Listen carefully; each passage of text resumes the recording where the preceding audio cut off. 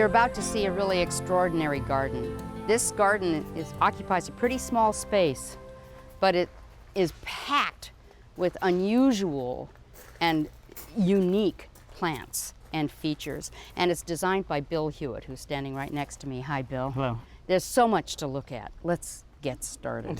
Right. Let's start right up along this drive here, Bill, just even coming in before we actually get into the yard proper. I can see you built up a berm here, it looks like. Well, from a lot of the plants we use, these raised beds are so much more to our advantage. It creates such good drainage, and the plants all just love being raised up like this when you can naturalize it. Yeah, and I love the way you've worked rocks into it, and like a little scree garden here almost with that. What is that soil mix you're using there? That's a rooftop mix like they use on top of these buildings around town. Super fast draining. Right. Yeah. Very heavy, very good mix for plants that love well-drained soil. And I see you've got these beautiful woodies, Jap maples, and this is a blue atlas cedar. Oh, yes. And then tucked in under there, just, I love that little juniper there. It's a little juniper called lime glow. It actually will change colors throughout the year. It'll be kind of yellowy in the summer, and it'll go real bronze this fall. It sounds beautiful. I noticed, Bill, that you've used pine straw as your main mulch here. Why did you choose that? Well, Betsy, the homeowner, she loves it, and plus it's a very good dense cover to prevent weed growth and retain the moisture in the soil. Best mulch for a hillside or slopes, right, because it latches into each other and doesn't right. move. Stays put. That's a good Right. thing. Bill, tell me about this extraordinary gate. What an entry. Well, the gates themselves are from China that Betsy found in New England. And the posts are all native Tennessee red cedar, which were cut to leave the character of the tree and not cut the limbs off. I built the arch really one day. I put the top arch in and didn't even think about these sides, and then one day I come back and did the sides and didn't even think about it continuing through like that, and it just happened. That's awesome. It's like a rustic Tennessee moon gate. Right. And I love the sort of the massiveness of that combined with these tiny little details of the sedum tucked into these beautiful rocks. Right. It's just, the contrast is lovely. Yeah, in building the fence, I actually cut some of the arms off, and then I'd put them back on after I got it kind of the way I wanted it. Did you bolt them back on I there? would screw them back on. Oh, isn't that funny? So it looked like it's still on the post. Well, it looks natural, you can't tell. My gosh, you moved a massive amount of stone in here. Right. The stone is to create different levels within this little tiny space. Wow. So it gives a real natural, like we're walking down through the little canyon or something. It really does have that feel, and I see that on this house side, it's obviously pretty shady, and over here it's kind of blasting sun, isn't it? Yeah, it's really very sharp contrast just from one side of the walk to the other, and how to figure out to plant it to where both sides work well. I see you've used this beautiful contorted jack pine here. Yeah, most people go to nurseries and they look for all these little cookie cutter plants. Oh, everything's the same. trees, Yeah, everything's the same. But the crooked plants are the prettiest in the landscape. They give you such a natural feel, like that thing grew there. And so much character. Right. But I see you've got lots of nice Japanese painted fern here, and Right. of course Jap maples all over the place. Right. We collect Jap maples, and Is that a full moon? I love that one in yeah, particular. that's a little full moon maple. This is a delightful Chamaecyparis right Yeah, here. very good in the light shaded areas. The yellow varieties like these are very happy where they get the afternoon shade. Wow, that looks beautiful. It's very happy and gorgeous. Is that a blue angel? Yeah. Or one of the blue hostas, big blue Yeah. hostas. Tassel ferns. Yeah, tassel ferns doing real well. What pine is this? That's Sidapatus or Oh, that's not really a pine. No. Yeah, Chinese lace bark. Yeah. Right. Relative of a pine. Once cascading Japanese maples. I love come those. over the rocks. Oh, isn't that lovely? And you picked the right rock for it to come over. Boy, there's a lot of thought goes into these Yeah. little gardens, isn't there? It's more like painting with plants. It You have is. a canvas out here of all this stuff, and you try to put it together to make pretty pictures, especially looking out of the windows of the house. So you focus on what you're looking at out the window. I can see with this beautiful fence backdrop, and that's all cedar, so it's going to silver out over right, time. over time, Yeah. most of it's going to silver. Oh, that'll be beautiful. It's just spectacular. Oh, I love these things. I'm a beanpole yews. Mm-hmm. They're such an unusual form. Everybody's used to those low yews that you do along the front of your house, but these are these cool, tall, narrow ones. Yeah, it should go straight up to 6 to 8 foot. Bill, this pine tree is extraordinary. What is that? It's a pine called Parviflora, a Japanese white pine. It's been trimmed to have that oriental look. It's almost baby blue on the ends. It's really beautiful. And Very good little tree. And it doesn't get very big, right? No, it will be held down. Yeah. And I love the way that it transitions into this beautiful water feature.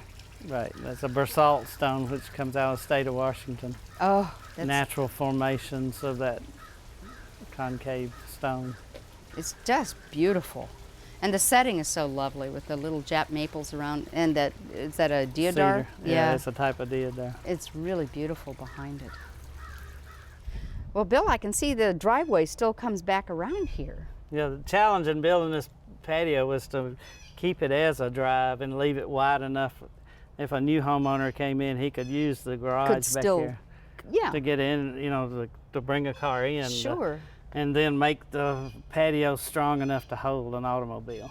Wow. Driving over it. So a lot of construction considerations. Plus, I see that you crowned it so the water will drain away and won't puddle. It all moves away very quickly in different directions. The first thing that strikes me are these extraordinary stones.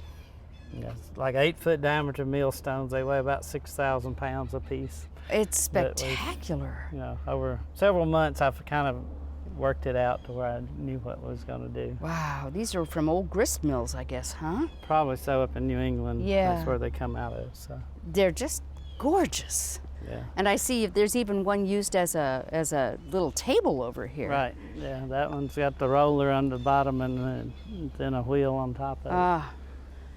And another thing I notice are these extraordinary succulent pots. Yeah, Betsy loves her succulents. She's very much a gardener at heart. She's been a gardener for a long time. And she's evolved to this. She says she's done the perennial garden, the native garden, and all the other gardens, and this is what she has kind of evolved into. She's kind of got this interesting mix of Asian and Southwestern and... Right, all going on. Oh, it's wonderful. Tell me about these pots over here. She found these pots in a collector up in Connecticut and bought all these different old stone pots. Oh, wow. Which are really no telling's how old. The big one was probably used for separation of grain, where they would put grain in it and the husk rises to the top. Oh, yeah, of course, and the grain falls drops. out. Right. Yeah, it's an old way of doing it. Oh my gosh. Used as containers nowadays. Beautiful, like sandstone. Right. Yeah. Very porous, will not hold water. So water great for containers. Right. I love the way you've taken this corner of this strangely shaped lot and made this beautiful little shade area. It's different than where we've been before. Yeah, in creating little gardens like this, you have to take into account all the different textures and colors of your plants and try to do something that's pleasing to the eye. It's, again, like painting a picture. You got all these elements you're trying to fit in, and it just is a challenge to sit and think about what should go where and know how to use it in the proper place. And combining plants with hardscape, stone and everything. Right. But people sometimes don't realize how many greens there are, just shades of green, and it's so beautiful and so soothing to combine. I mean, like this hot yellow green down here in the path.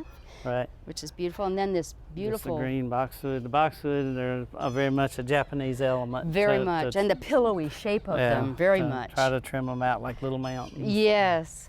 That contrasted with this red leaf, beautiful weeping Japanese maple over here. Yeah. It's just gorgeous. Oh my gosh, I love the dry stream bed. Right, that's a functional bed. I mean, it's a dry stream bed. It's dry now, but... the main runoff point for the whole backyard. Wow. It's beautiful. What kind of rock is that in there? It's a Mexican black pebble. It's gorgeous. Most houses where the air conditioning and heating unit is kind of a throwaway space, and they just try to, do something to make it look less offensive. This is a work of art. Right.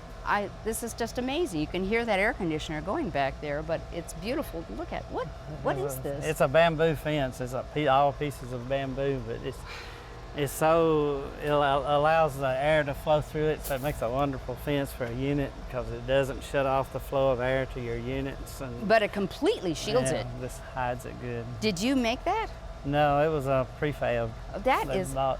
what a smart thing. Yeah, And I then- had to figure out how to put it together. Yeah. That's the hard part, wasn't it? That's so clever. Mhm. And then this beautiful little, once again, keeping that same motif of the rocks and the succulents, this beautiful little berm just between the drive and that fence. What a lovely thing. The little plants all love to be, in tight little spaces like Mm-hmm. that where it's not a lot of soil. They'll do well. The tall little evergreens will do really well within these little spaces. It's almost like a little alpine garden, Right. isn't it? Yeah. It's just a larger version of doing one of these trough gardens. Yes, It's just- exactly. That's what it comes from.